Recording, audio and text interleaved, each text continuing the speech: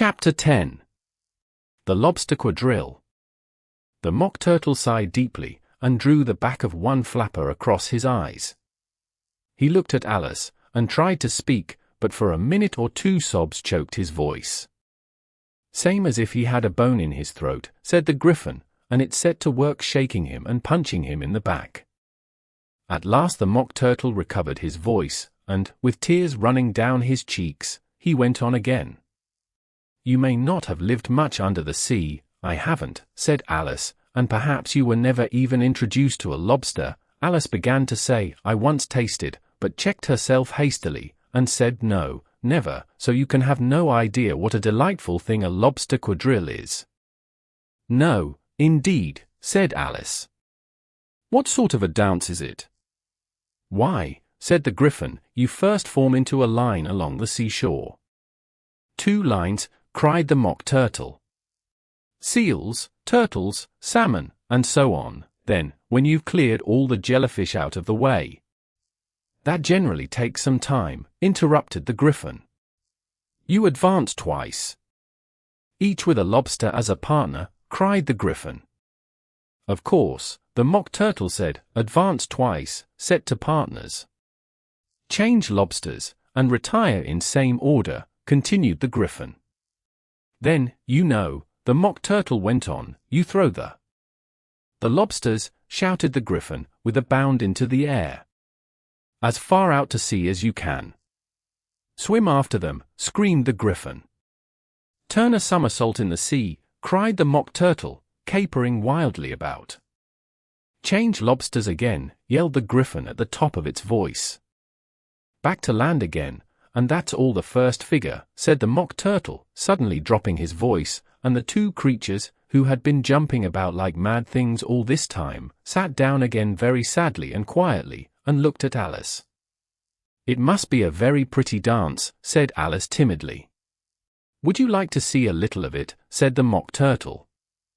"Very much indeed," said Alice. "Come, let's try the first figure," said the Mock Turtle to the Gryphon. "We can do without lobsters, you know." "Which shall sing?" "Oh, you sing," said the Gryphon. "I've forgotten the words." So they began solemnly dancing round and round Alice, every now and then treading on her toes when they passed too close, and waving their forepaws to mark the time, while the Mock Turtle sang this, very slowly and sadly. "Will you walk a little faster?" said a whiting to a snail. "There's a porpoise close behind us, and he's treading on my tail. See how eagerly the lobsters and the turtles all advance. They are waiting on the shingle. Will you come and join the dance? Will you, won't you, will you, won't you join the dance? Will you, won't you, will you, won't you join the dance? You can really have no notion how delightful it will be when they take us up and throw us, with the lobsters, out to sea." But the snail replied, too far, and gave a look askance. Said he thanked the whiting kindly, but he would not join the dance. Would not, could not, would not, could not join the dance. Would not, could not, would not, could not join the dance. "What matters it how far we go?" his scaly friend replied. "There is another shore, you know, upon the other side. The further off from England the nearer is to France. Then turn not pale, beloved snail, but come and join the dance. Will you, won't you, will you join the dance? Will you, won't you, will you, won't you join the dance?" "Thank you, it's a very interesting dance to watch," said Alice, feeling very glad that it was over at last, "and I do so like that curious song about the whiting." "Oh, as to the whiting," said the Mock Turtle, "you've seen them, of course." "Yes," said Alice, "I've often seen them at Din." She checked herself hastily. "I don't know where Din may be," said the Mock Turtle, "but if you've seen them so often, of course you know what they're like." "I believe so," Alice replied thoughtfully. "They have their tails in their mouths, and they're all over crumbs." "You're wrong about the crumbs," said the Mock Turtle. "Crumbs would all wash off in the sea." But they have their tails in their mouths, and the reason is, here the Mock Turtle yawned and shut his eyes. Tell her about the reason and all that, he said to the Gryphon. The reason is, said the Gryphon, that they would go with the lobsters to the dance. So they got thrown out to sea. So they had to fall a long way. So they got their tails fast in their mouths. So they couldn't get them out again. That's all. Thank you, said Alice, it's very interesting. I never knew so much about a whiting before. I can tell you more than that, if you like, said the Gryphon. Do you know why it's called a whiting? I never thought about it, said Alice. Why? It does the boots and shoes, the Gryphon replied very solemnly. Alice was thoroughly puzzled. Does the boots and shoes, she repeated in a wondering tone. Why, what are your shoes done with, said the Gryphon. I mean, what makes them so shiny? Alice looked down at them, and considered a little before she gave her answer. They're done with blacking, I believe. Boots and shoes under the sea, the Gryphon went on in a deep voice, are done with a whiting. Now you know. And what are they made of? Alice asked in a tone of great curiosity. Soles and eels, of course, the Gryphon replied rather impatiently, any shrimp could have told you that. If I'd been the whiting, said Alice, whose thoughts were still running on the song, I'd have said to the porpoise, keep back, please, we don't want you with us. They were obliged to have him with them. The Mock Turtle said, no wise fish would go anywhere without a porpoise. Wouldn't it really, said Alice in a tone of great surprise. Of course not, said the Mock Turtle. Why, if a fish came to me and told me he was going a journey, I should say it with what purpose?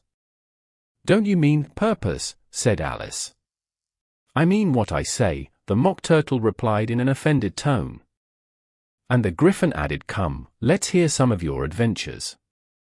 I could tell you my adventures, beginning from this morning, said Alice a little timidly, but it's no use going back to yesterday, because I was a different person then. Explain all that, said the Mock Turtle. No, no.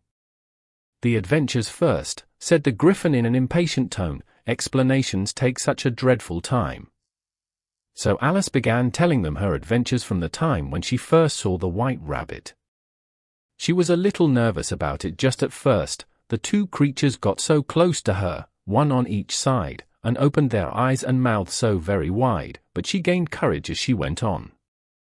Her listeners were perfectly quiet till she got to the part about her repeating "You are old, Father William," to the caterpillar, and the words all coming different, and then the Mock Turtle drew a long breath, and said, "That's very curious." "It's all about as curious as it can be," said the Gryphon. "It all came different," the Mock Turtle repeated thoughtfully. "I should like to hear her try and repeat something now. Tell her to begin." He looked at the Gryphon as if he thought it had some kind of authority over Alice. "Stand up and repeat." "'Tis the voice of the sluggard," said the Gryphon. "How the creatures order one about, and make one repeat lessons," thought Alice. "I might as well be at school at once."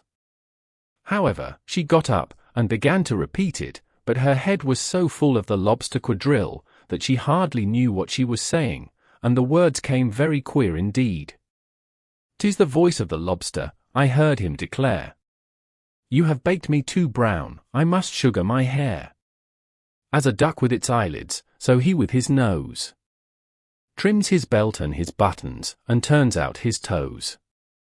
Later editions continued as follows. "When the sands are all dry, he is gay as a lark, and will talk in contemptuous tones of the shark. But when the tide rises and sharks are around, his voice has a timid and tremulous sound." "That's different from what I used to say when I was a child," said the Gryphon. "Well, I never heard it before," said the Mock Turtle, "but it sounds uncommon nonsense." Alice said nothing. She had sat down with her face in her hands, wondering if anything would ever happen in a natural way again. "I should like to have it explained," said the Mock Turtle. "She can't explain it," said the Gryphon hastily. "Go on with the next verse." But about his toes, the Mock Turtle persisted. How could he turn them out with his nose, you know? It's the first position in dancing. Alice said, but was dreadfully puzzled by the whole thing, and longed to change the subject. Go on with the next verse, the Gryphon repeated impatiently. It begins, I passed by his garden. Alice did not dare to disobey, though she felt sure it would all come wrong, and she went on in a trembling voice. I passed by his garden, and marked, with one eye, how the owl and the panther were sharing a pie. Later editions continued as follows. The panther took pie crust, and gravy, and meat, while the owl had the dish as its share of the treat. When the pie was all finished, the owl, as a boon, was kindly permitted to pocket the spoon, while the panther received knife and fork with a growl, and concluded the banquet. What is the use of repeating all that stuff? The Mock Turtle interrupted, if you don't explain it as you go on. It's by far the most confusing thing I ever heard. Yes, I think you'd better leave off, said the Gryphon, and Alice was only too glad to do so. Shall we try another figure of the Lobster Quadrille? The Gryphon went on. Or would you like the Mock Turtle to sing you a song? Oh, a song, please, if the Mock Turtle would be so kind, Alice replied, so eagerly that the Gryphon said, in a rather offended tone, No accounting for tastes. Sing her turtle soup, will you, old fellow? The Mock Turtle sighed deeply, and began, in a voice sometimes choked with sobs, to sing this. Beautiful soup, so rich and green, waiting in a hot tureen. Who for such dainties would not stoop? Soup of the evening, beautiful soup. Soup of the evening, beautiful soup. Bo, otiful soup. Bo, otiful soup. Soup of the evening. Beautiful, beautiful soup. Beautiful soup. Who cares for fish, game, or any other dish? Who would not give all else for 2p? Any worth only of beautiful soup? Penneth only of beautiful soup? Bo, otiful soup. Bo, otiful soup. Soup of the evening. Beautiful, beauty, full soup. Chorus again, cried the Gryphon, and the Mock Turtle had just begun to repeat it, when a cry of the trial's beginning was heard in the distance. Come on, cried the Gryphon, and, taking Alice by the hand, it hurried off, without waiting for the end of the song. What trial is it?